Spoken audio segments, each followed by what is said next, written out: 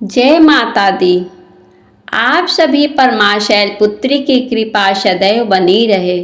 आज सुनेंगे नवदुर्गा में प्रथम मां भगवती के मां शैलपुत्री रूप की संपूर्ण कथा और देवी शैलपुत्री की आराधना का मंत्र। आइए प्रिय श्रोताओं, आज सुनते हैं मां शैलपुत्री की दिव्य कथा।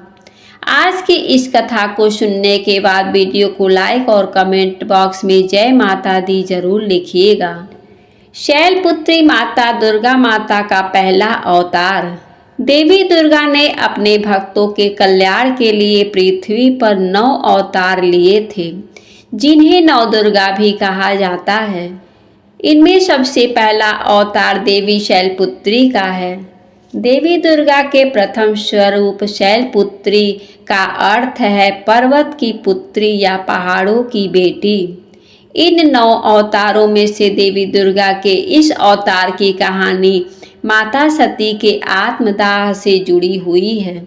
तो आइए जानते हैं मां शैलपुत्री की महिमा की पूर्ण कथा। देवी दुर्गा के इस अवतार की पूजा नवरात्रि के पहले दिन बड़े धूमधाम से किया जाता है। देवी दुर्गा के प्रथम स्वरूप शैलपुत्री को शांति और सौभाग्य की देवी माना जाता है। देवी शैलपुत्री का स्वरूप भी अत्यंत मनोरम है। देवी के बाएं हाथ में कमल का पुष्प सुसज्जित है, जो वहीं उन्होंने अपने दाएं हाथ में त्रिशूल धारण किया है। देवी शैलपुत्री का वाहन वृषभ यानी बैल है, इसलिए उन्हें वृषारूढ़ा भी कहा जाता है।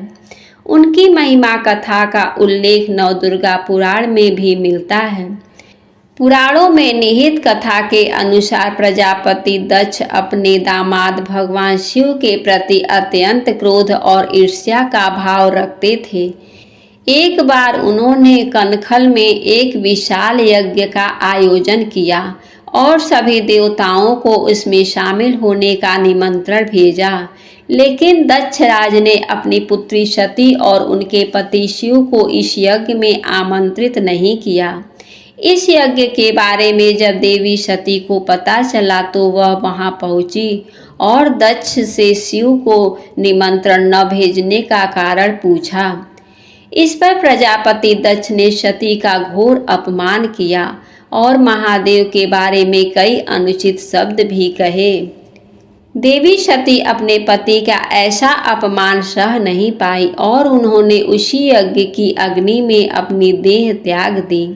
देवी सती के इस तरह आत्मदाह करने के बाद भगवान शिव उन्माद से हो गए और कैलाश की श्रीहीन हो गया। सभी देवताओं को महादेव की ऐसी हालत देखकर अत्यंत चिंता होने लगी, लेकिन दैत्यों को महादेव की दशा पर बहुत ही आनंद आ रहा था और उन्होंने मौके का फायदा उठाते हुए स्वर्गलोक में उपद्रव मचाना शुरू कर दिया था। तब सभी देवताओं ने त्रस्त होकर के आदिशक्ति का ध्यान किया और उनसे देवगणों की रक्षा करने की प्रार्थना की। देवी आदिशक्ति ने तब सभी देवताओं को यह कहते हुए आश्वासन किया कि वह बहुत जल्दी ही राजा हिमांशु के घर कन्या रूप में जन्म लेंगी। दूसरी तरफ पर्वतराज हिमालय और उनकी पत्नी मैनावती की कोई भी संतान नहीं थी, इसलिए उन दोनों ने भी आदिशक्ति का आराधना करते हुए उनसे संतान प्राप्ति का वर मांगा। पर्वतराज और उनकी पत्नी की तपस्या से प्रसन्न होकर के आदिशक्ति ने उन्हें यह आशीर्वाद दिया कि वह स्वयं उनके घर पुत्री के रूप में जन्म लेंगी। कालांतर में जब देवी ने हिमालय के घर पुत्र के रूप में जन्म लिया तो पर्वत की पुत्री होने के कारण उनका नाम पार्वती शैलपुत्री और गिरिजा पड़ा। बचपन से ही देवी शैलपुत्री महादेव को ही अपना सर्वस्व मानती थी और देवर्षि नारद के कहने पर वह शिव को पाने की तपस्या करने के लिए जंगल में चली गई थी। उस वक्त कोई भी देवी शैलपुत्री को उसकी तपस्या से विचलित नहीं कर पा रहा था। तब स्वयं महादेव ने उनके प्रेम की परीक्षा लेने के लिए सप्तऋषियों को शैलपुत्री के पास भेजा। सप्त ऋषियों ने वहां जाकर महादेव के बारे में बहुत बुरा भला कहा कि वे तो अघोरी हैं, जटाधारी हैं इत्यादि, लेकिन शैलपुत्री पर इन बातों का कोई प्रभाव न पड़ा और वह अपनी तपस्या में लीन रही। उनकी ऐसी अडिग भक्ति और प्रेम को देखकर सप्तऋषि बहुत प्रसन्न हुए और उन्होंने कैलाश आकर सारा वृतांत महादेव को सुनाया। इसके बाद महादेव ने देवी को अपनी पत्नी के रूप में स्वीकार करने का निश्चय कर लिया और सप्तऋषियों ने उनके विवाह का शुभ लग्न तय कर दिया। हिंदू धर्म में नवरात्रि के त्योहार का काफ़ी महत्व होता है और इसे मुख्य रूप से साल में 2 बार मनाया जाता है।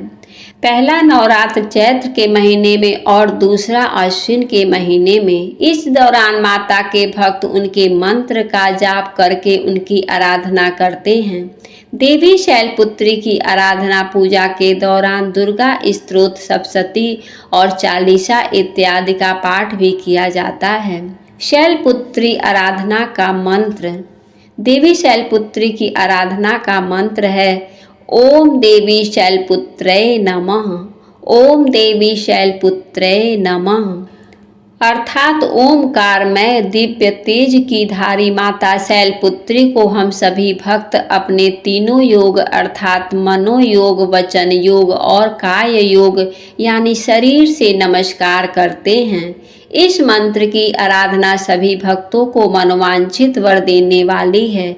ऐसी मान्यता है कि देवी शैलपुत्री को सफ़ेद वस्तुएं अत्यंत प्रिय है, इसलिए उनकी पूजा में सफ़ेद फूलों और मिठाइयों का भोग लगाया जाता है।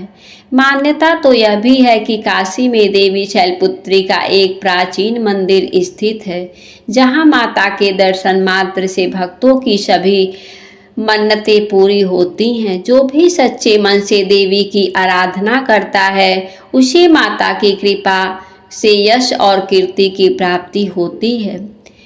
विशेष देवी शैलपुत्री अवतार की कहानी हमें यह सीख देती है, जिस प्रकार देवी शैलपुत्री ने सप्तऋषियों की सारी बातों के बावजूद महादेव को पाने का रास्ता नहीं छोड़ा, उसी तरह मनुष्य को भी धर्म और भक्ति का रास्ता कभी नहीं छोड़ना चाहिए। सभी बोलिए शेरावाली मैया की जय, शैलपुत्री मैया की जय।